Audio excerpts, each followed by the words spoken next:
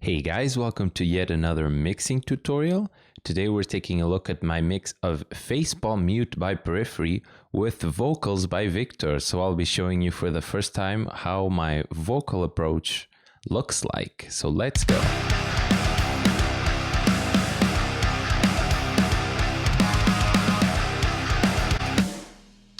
Let's go over our mix bus. It's the same elements as usual, but I'll be keeping it off for the duration of the tutorial because this session is very big and plugin intensive and my computer is crapping out trying to record the screen and the sound at the same time, but it's okay. Our usual mix bus compressor, doing the steel transformer option on this, gives it a nice 50 Hz bump that bumps up the kick drum.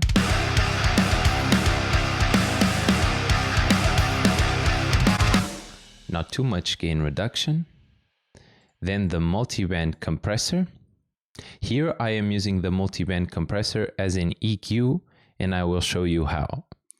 As I've explained, the multiband compressor compresses different frequencies in different amounts, as you'll be able to see.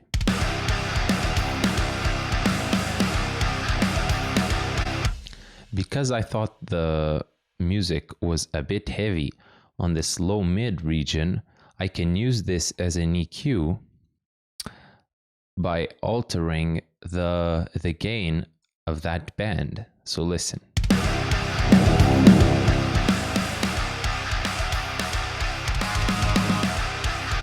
So this becomes another mastering EQ stage. I just gave it -1. Very small deal. After that, a new friend on the mix bus.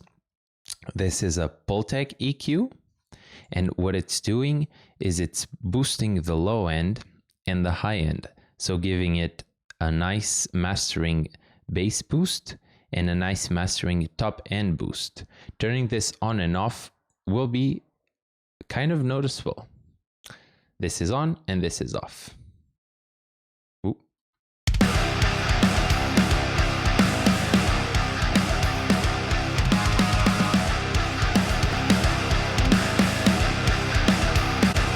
When I turn it on, it just seems like it comes back to life. It's very cool.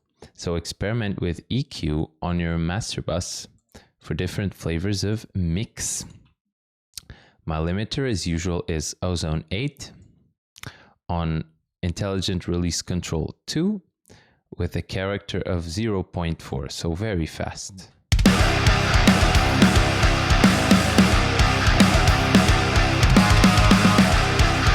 Not actually reducing too much because the other plugins that are volume boosting are turned off. Let's see if I can manage to turn them all on.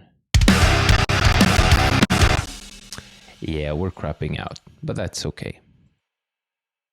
That's what it's doing. So let's head on to individual instruments. As for drums, because I want to focus on vocals today, which is a new thing, I will send you back to the Dealer Grotesque mix tutorial where I explained this drum tone in big detail, because it's basically the same mix and the same drum elements. In case you are wondering, these are Invasion kick-in cymbals and Modern and Massive snare and toms. The one new thing on this drum sound from that Dealer cover, when you go watch it to see the drum tone, is the programming. So I've experimented on this cover. Instead of programming my hard hits at 120, I have programmed my hard hits at 100 only. So let's listen to a comparison of both.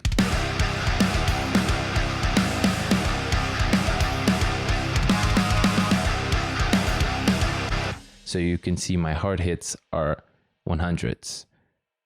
If I were programming this as usual, this is what it would sound like.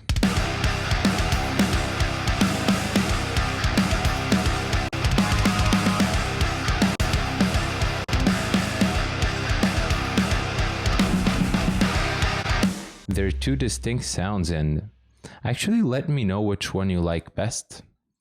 This 100 one sounds pretty good, but it lacks the punch of the 120, even though it sounds more natural. So let me know if you have an opinion. Let's get to the bass. This is Euro bass once again, so this is programmed bass. I did it because my bass was set up to be flat, and when I tuned it down to A flat, it wasn't like retaining tuning too well. And I had to send this to Victor fast because he had to do vocals. So I just programmed it and it sounds perfect. It's always in tune. So yeah.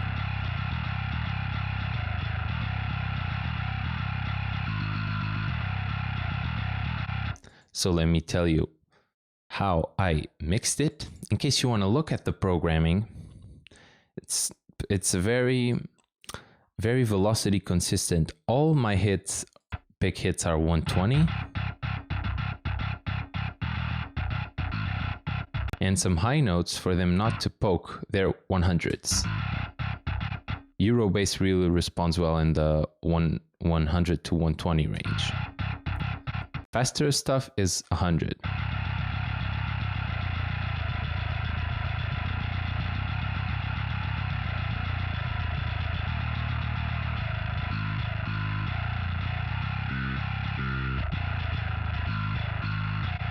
That's how I go about velocities on bass.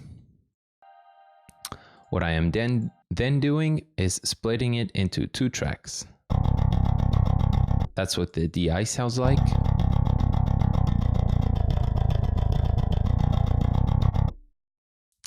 So this track is the low end of the bass.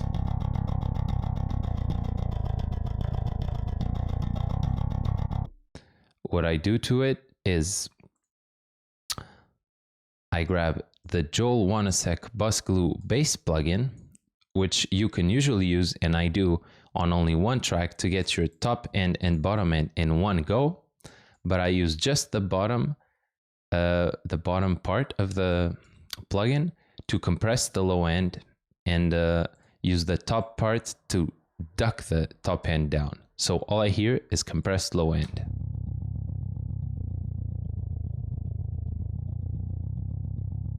That's all this is doing, is it's splitting the bass into low end only. So that then I can blend it with this high end track. Whoa. And what's happening here? I'm sending it through the Will Putney STL tonality plugin. I chose a bass preset. This is a nice MPEG amp simulation. Sounds super cool with the matching cabinet. And the pedal is giving it, is this gain at max? Yes, gain at 10. So I started on the preset mid-range crush and just dialed in the pedal a little bit in case you have the plugin. And this is what it sounds like.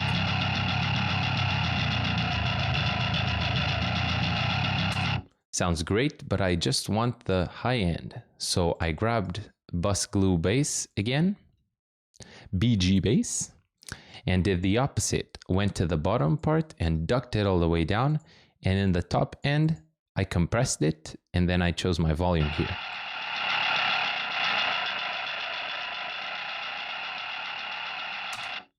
And when I blend the two together, you get this.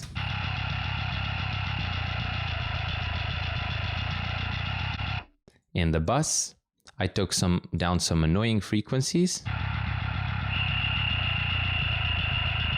So that bullshit and this.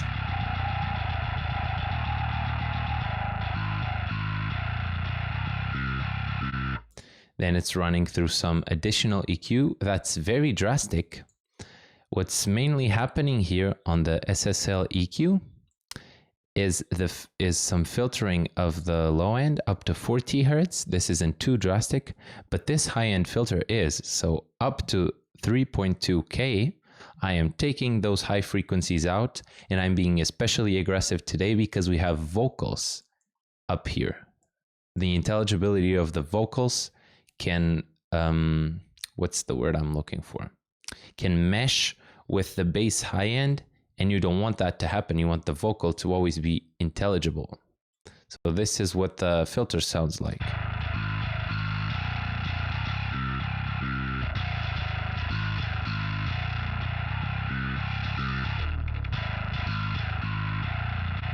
The bass may sound nicer and more aggressive without it, but we're fighting vocals today. So, no choice. Okay, let's look at the rhythm guitar tone.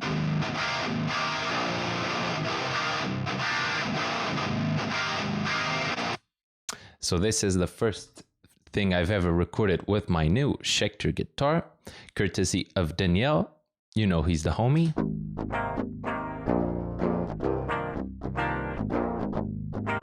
That's the DIs, and the tone is through ToneForge Jason Richardson.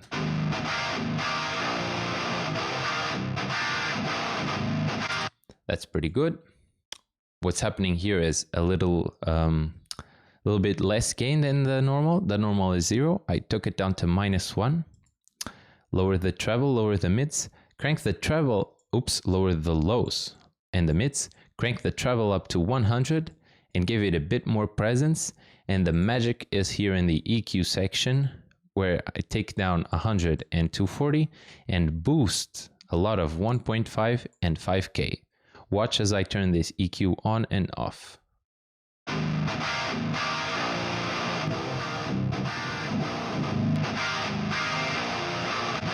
This section is what makes ToneForge Jason Richardson usable. You gotta really play with this EQ section to get a nice and gnarly tone.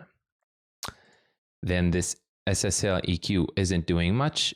It's just filtering up to 125 Hz to get rid of low end and down to 8K to get rid of high end. Try to notice if you can tell the difference.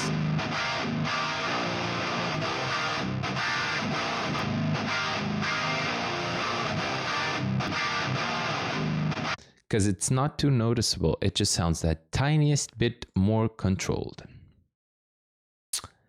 Then the BG guitars from the same suite as the mix and bass one is just giving the guitars some very important compression every time I hit a palm mute. Because when you hit a palm mute, the sound is usually louder and way too rich in bass frequencies.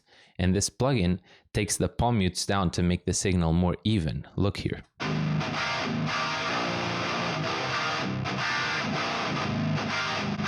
Whenever there's a palm mute, there's a bit of compression, which is good. Let's go over the lead guitar sounds. Right about here.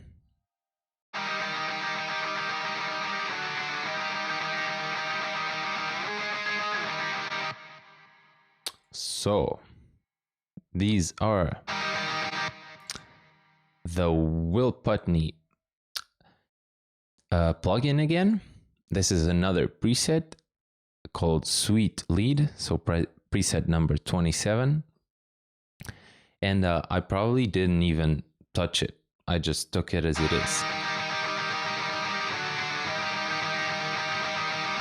Because it sounded really good. Then I EQ'd it, removing some harshness up here.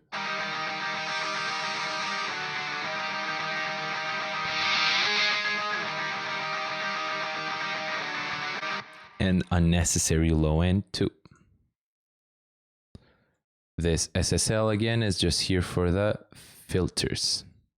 So basically doubling what's happening here. Adding another filter here and another one and a new one in the high end. Any other lead sound? Let's check this boy out. This.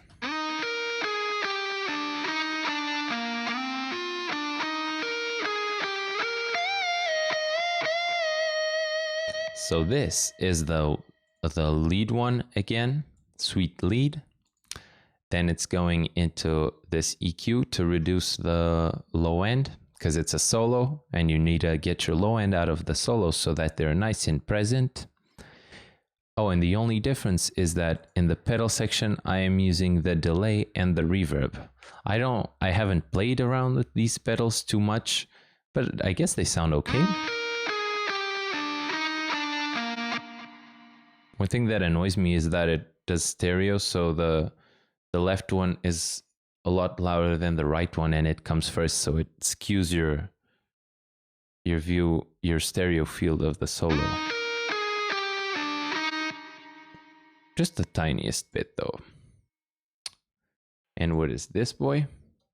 Oh, this is a very special, cool one.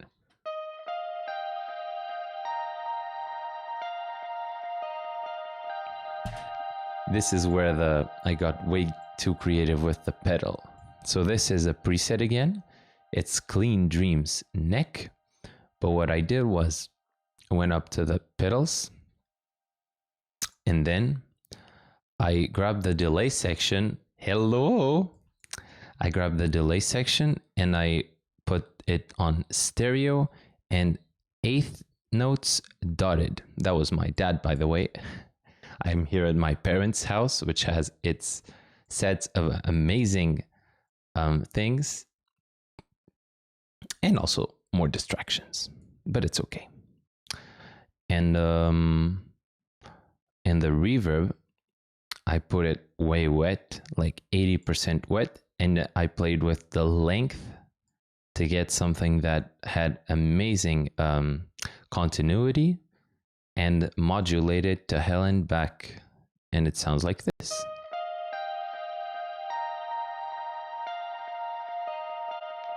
If I turn off the pedals, it sounds like shit.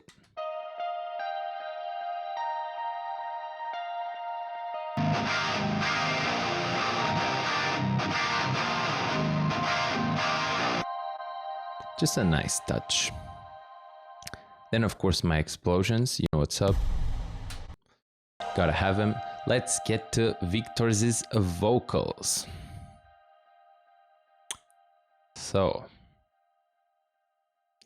how do I explain this? I never explained vocals.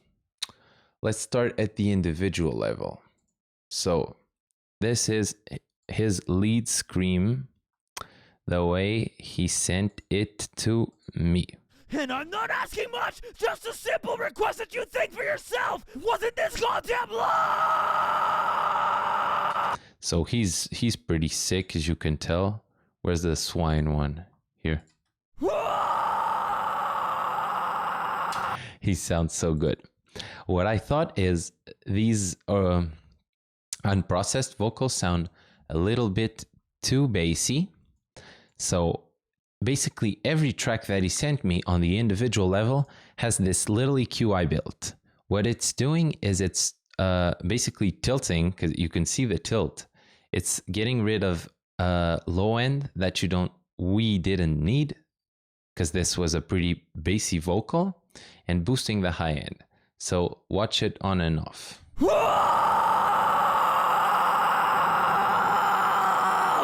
You hopefully can hear as I switch it that it just gains more of a mix-ready character immediately. Here we stand at the threshold of paradise, stealing a new world. I never would have thought our place in this would come to this, but we are. Basically, every vocal he sent me starts with this EQ on. And then it's off to the races with compression. Because vocals are a very dynamic instrument, and coincidentally and unfortunately, they're the instrument you want the most present at all times. So you smash it with compression so that every little syllable is brought up to level with the loudest ones. So that my first stage of compression is always RVox by Waves. What this does is my initial leveling of everything, so you'll see it not compressed too much. Here we stand at the threshold of paradise, stealing a new world. Actually, this is quite a bit, so about 4 dB every time, but on vocals it's not too much ever. And the RVox also gives it some bass that I removed here, but it's a nicer kind of bass than mic stand rumble, if you know what I mean. And then my main vocal compressor that does most of the work is this CLA1. So this is an emulation of an 1170.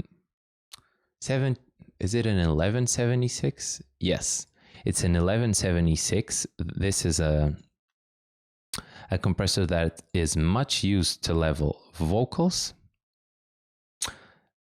I will be honest with you, I don't know what the attack and release are, and I don't ever really care on this one because they are so fast. I think this is the fastest one and this is the slowest setting, but I don't care because it's all so fast. Hola! And now that's my mom. And this is so fast, so I don't really care. But then, diz, já vou.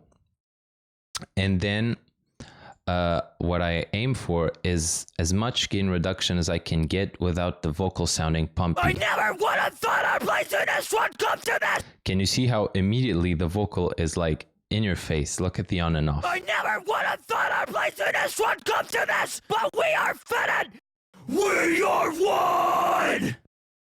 This immediately brings the vocal to the forefront in a nice way. So this is the basic chain that every track will go through. It will go through an EQ to level out the bass frequencies that are a bit too much. It will go through RVox, and RVox will start to it will start to match the levels of every syllable to each other. And this compressor, the 1176, will grab that more level signal and boost it all the way to the front. Here we stand at the threshold of paradise, stealing a new world. I never would have. So that's not too hard to explain actually on vocals, because it's basically that on every single track. And then each vocal bus will have a little bit of a difference to distinguish it from being a lead vocal to a background vocal to harmonies. So let's actually go through that. So here are my effects. Let's go through the lead singing, which has the exact same 3 plugins, but it will go harder on the effects. Let's turn them on. Neglect the sense of ignorance to alter life. Embrace the beauty from inside. We are one. Now, Victor is so sick. So my vocal effects are a delay. This is waves delay on the ping pong setting, doing 8th notes with filtering on. It sounds like this.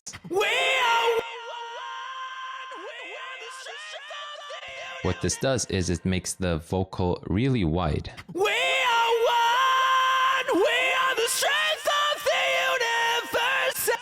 Which may sound confusing, but with the instruments, it makes a lot of sense. As well as the reverb. We are one! We are the strength of the universe and high! So the reverb, I am removing some low end before it hits the reverb. And when it does, it's about 3 seconds of plate reverb with modulation. It's 100% wet because it's on its own separate track. We are the strength of the universe and high! And the low end is cut up to 300 hertz. And then all vocals are hitting a bus that is further getting rid of low end and boosting high end. This was a mixed decision because it cuts through the guitars better when you boost that little thing. And there is a de-esser on the bus. So what a de-esser is, you know, when the vocal, if it gets too close to the mic, you get S sounds that are pretty annoying. So this is a de-esser, which is a compressor for the S's only. So there he says strength. Look at that. We are the strength of That's pretty cool, right? It's one of those things that when you take away it, you need it there. We are the strength of Now that S is annoying. We are the strength of Small things that add up. That's basically vocals for you. these doubles, they have the same processing, but some of them have a widener on them. So what the widener does is it basically creates a chorus that spreads the signal wide. On this low scream, I wanted it to hit pretty hard on the widening. If I take it off, if I put it on, if I match it to the lead vocal, you get a super cool widening effect. That's all that's different. Also on the doubles, I had extra de-essing. The reason I do that is because hearing S's in stereo is really annoying when a vocal is not the tightest it can be. And even if it's super tightly edited, you'll hear all kinds of stereo S's that are annoying and wrong. So that's all that's different with the doubles, is that some are widened and they're extra de-essed. And the harmonies, they again all run through the same 3 plugins individually and through extra de-essing. So it's the same mentality in which I just want the S's to be on the clear main vocal, and the rest of the vocals need to be a bit more subdued in the S's and in volume. Neglect the sense of ignorance to alter life. So that's cool. And then he sent me these We Are One choirs, which are super good. We are one. Basically, these have extra reverb on them, limiting so that they're super dynamically consistent, so that I can push them up in volume without going over the main vocal, and reducing all the low end that's in them, because I just want them to be a sparkly choir on top of the main vocal. So that's our vocal processing. We are one. We are the strength of the unit. We are one. We are the strength of the universe at heart. Victor is great. Of the universe at heart. Construct the Basically, all you learned about how I do vocals is every vocal will go through the same settings of EQ and compression, and then in the buses is where you'll do where you'll make them different. So basically, bus them to the effects in different amounts so that the scream has less delay and reverb, for example. Then if it's a harmony or a double vocal, you take off the extra S's so that there's no stereo S's to make you confused. And if there's something of a choir section, I just add a little bit more of a reverb. And that's it. It's just really intensive on your computer because of the amount of compressors I have turned on. And that's why I can't have everything on in this tutorial. But yeah, that's how you should do it, to compress individually. Some people compress on the bus, but I've never found that to work for me. So that's it. That's the Facepalm Mute Mix tutorial. Thank you so much for watching. If you are a new patron, go check out all previous mix tutorials because your support covers access to all of them.